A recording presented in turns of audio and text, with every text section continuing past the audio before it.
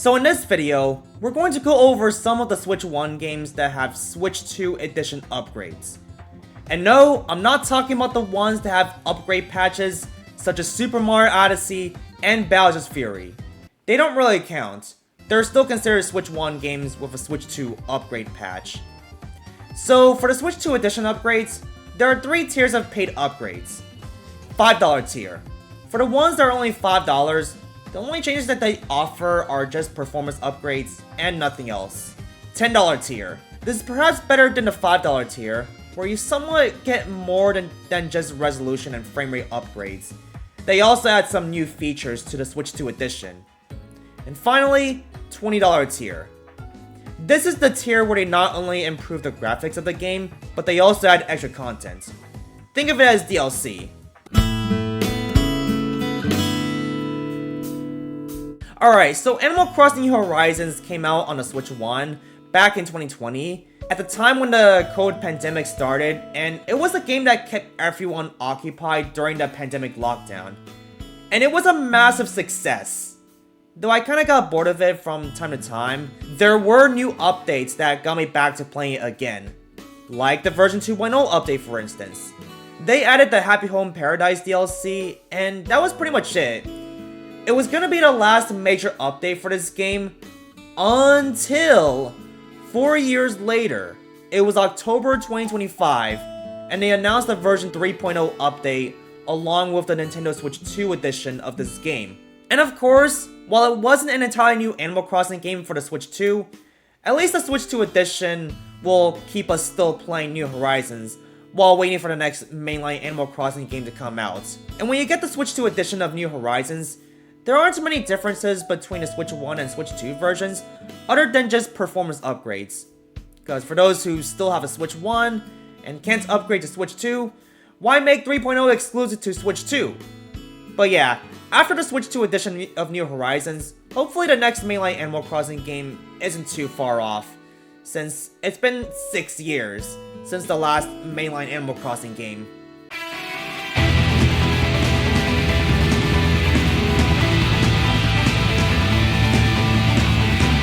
So, out of nowhere, Nintendo has actually announced a Switch 2 edition of Xenoblade Chronicles X Definitive Edition. And just like with New Horizons, Xenoblade X Switch 2 Edition only costs $5. Which makes sense, since they wouldn't offer that much content other than receiving a resolution and frame rate upgrade. Not to mention that the loading times for the Switch 2 version, when loading up a save file, is literally 4 seconds faster than the Switch 1 version. And of course, it's originally a Wii U game, which later got ported over to Switch 1. And just because it's a Wii U to Switch port, doesn't mean it can't get a Switch 2 edition. I mean, Breath of the Wild is released on 3 consoles, which is the Wii U, Switch 1, and Switch 2. So the same thing happened to Xenoblade Chronicles X. And yeah, right after the Switch 2 edition got announced, it just recently came out, which is really crazy. And of course, the physical copy isn't coming out until April 16th? Like bro, who would wait that long just to get a physical copy of a Switch 2 edition of Xenoblade X? Like, honestly, that doesn't make sense. I mean, it's already out now. You can just upgrade to the Switch 2 edition for just $5. If you already own the Switch 1 copy of Xenoblade X.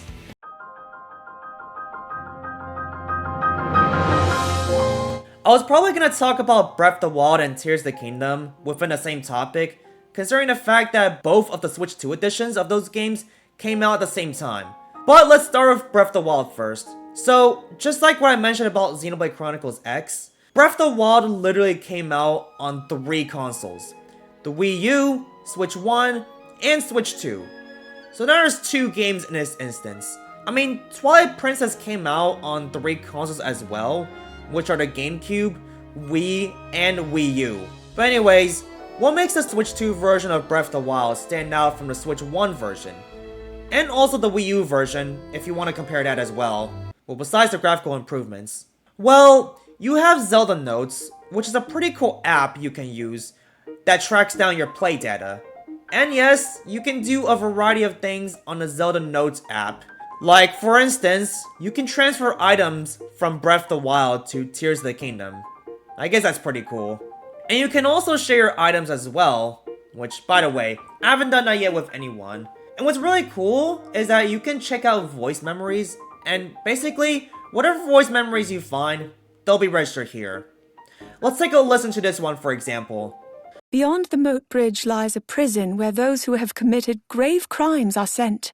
Ever since I was small, I have been forbidden to cross here. So in Breath of the Wild, Princess Zelda is only involved in these voice memories, which there are 125 of them. While in Tears of the Kingdom, Zelda is involved in the voice memories only in the surface area, which there are 150 of them, while Raru's voice memories are only found in the sky, and while Master Koga's are only in the depths. So with 35 voice memories for Raru, and 55 for Master Koga, there's a total of 240 voice memories in total for Tears of the Kingdom. And yes, I have yet to find all of them. There's also audible sharing, which you can use to share your own designs from the game. I don't even have anything at that point, since I didn't know how it works. Well, I actually use Revali quite a lot, holy sh**. Same thing for Tulin. So overall, I would say that the Switch 2 is the best way to play Breath of the Wild and Tears of the Kingdom. Because not only do these games run a lot smoother, especially getting 60 FPS and 4K resolution, but you also have Zelda notes. So yeah, as long as you have that, feel free to mess around with it. Also, technically, you can get the Breath of the Wild and Tears of the Kingdom Switch 2 editions for free if you have the NSO expansion pack membership. But I chose to pay an extra 10 bucks for each of those upgrades, which equals to 20 bucks in total. So that way, I don't have to see that loading screen which checks for an internet connection before you can play, and I can just log into the game right away.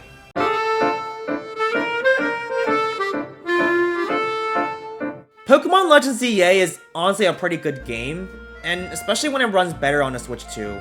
Of course, this is a cross-gen game that came out on both the Switch 1 and Switch 2 at the same time. So why would the Switch 2 upgrade pack for this game be $10 when all you get is a graphical boost? Well, there's one thing I think doesn't make sense when playing the Switch 2 upgrade pack for this game.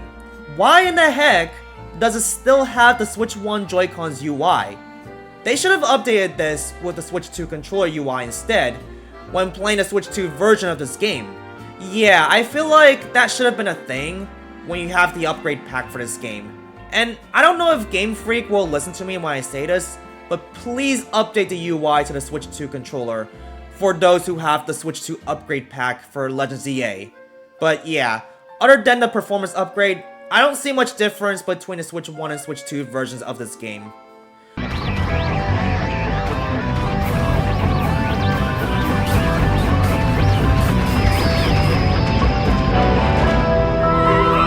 Compared to Legends ZA, Metroid Prime 4 Beyond does have some pretty good perks when upgrading to the Switch 2 version. And yes, like with Pokemon Legends ZA, Prime 4 is also a cross-gen game, meaning that it's released on both Switch 1 and Switch 2. Besides the graphical improvements, they also have a graphics mode preference, so you can change between quality mode, which boosts the resolution to 4K, even though my current monitor doesn't have 4K, and performance mode, which you can have up to 120 FPS. But unfortunately, my monitor doesn't support that. Unless if I were to play in handheld mode, then of course it will support it. And yes, about the UI for the controls team, it's showing the Joy-Con 2s. So yeah, good thing they updated the UI to the Switch 2 controllers when playing the Switch 2 upgrade pack for this game, compared to Pokemon Legends ZA. Man, Game Freak should really take notes on this. And you can also use mouse mode for aiming, which is actually a pretty cool feature in this game, although I don't really use it much. Most of the time, I would just play in handheld mode or on TV mode with a Switch 2 Pro controller. So yeah, compared to Pokemon Legends ZA, I would say that Metroid Prime 4 Beyond is worth the extra $10 for getting the upgrade pack. Because like I said, better graphical improvements, graphics mode preference, though it really depends on if your monitor can handle 4K resolution or 120 FPS. Mouse mode, and the UI has been updated to match the Switch 2 controllers. Alright, so we're in the $20 tier now, and this is where Switch 2 editions actually get extra content. So starting off with Jamboree TV, when you launch the game, you actually get a menu that actually looks like this. The green pipe leads to the original game, the other two are golden pipes, which are basically Switch 2 exclusive content. Now, is Jamboree TV really worth $20? Well, okay, when you start up Jamboree TV, you only have 4 modes to pick, which isn't really much compared to the original game, which has a total of 7 modes. And plus, you don't have access to party points in Jamboree TV or any of the shops, which really sucks. In fact, they only added quite a few new minigames. The ones with mouse controls are pretty nice, but I'm not really used to them. So overall, I think Jamboree TV should have been $15 because there wasn't that much content added.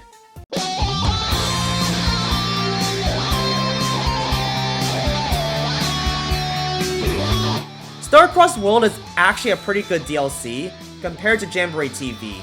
And here's why I think it's worth the $20 price tag. Well, for one, of course, it is pretty short. You can actually beat this DLC within 4 to 6 hours. And there's only 12 levels before you actually fight against the one and only boss in Star-Crossed World. That's it. That's the only boss they added. And of course, this game was only stuck at version 1.0 until the Switch 2 edition of this game came out, which is now at version 1.0.0. But I guess the reason for that update is just for Star-Crossed World. And of course, Bellabel Park for Mario Wonder isn't out yet, so I can't express my full-on thoughts about the game at this time. But what I am looking forward to is playing as Rosalina, since she is an amazing addition to Super Mario Bros. Wonder. What's really crazy, but probably not a surprise to some of you guys, is that they modded Rosalina to Mario Wonder before the Bellabel Park DLC actually became a thing. So how would I rank all the Switch 2 editions being discussed in this video? Well, excluding Bellabel Park, since at the time of this recording, it's not out yet. Well, the last place goes to Jamboree TV, since there isn't much content to be offered. Just a few new modes, and some minigames require a camera, which not everyone has one for their Switch 2s. Then 7th place goes to Xenoblade Chronicles X, since the only thing they offer for the Switch 2 edition is just a performance upgrade. Then number 6 goes to Pokemon Legends ZA, and while it is a really good game, the fact that they didn't update the UI for the Switch 2 controller makes no sense, even on the Switch 2 edition. And of course, they only improved graphics, and that's about it. Animal Crossing New Horizons and Metroid Prime 4 Beyond would be tied at 4th place, since they not only improve the graphics and frame rate, but they also feature mouse mode, which is a pretty cool feature. Then Breath of the Wild and Tears of the Kingdom would be tied at 2nd place, because not only do they improve the graphics and frame rate for those games, but they also have Zelda nodes, which would change how you play those Zelda games. And finally, we have Star-Crossed World at 1st place, because the 12 levels and a boss level featured in a DLC is why it's worth $20. And plus, it is really short. But yeah, those are some of the Switch 1 games that have paid Switch 2 edition upgrades. And I know that there may be more than just those games, especially the third-party ones like Sonic Racing Cross Worlds. And yeah, there may be more Switch 2 editions coming out, so hopefully Princess Peach Showtime is next to get one.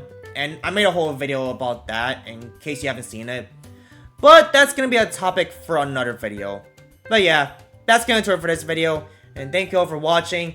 Don't forget to like this video and subscribe if you enjoyed this and want to see more videos like this.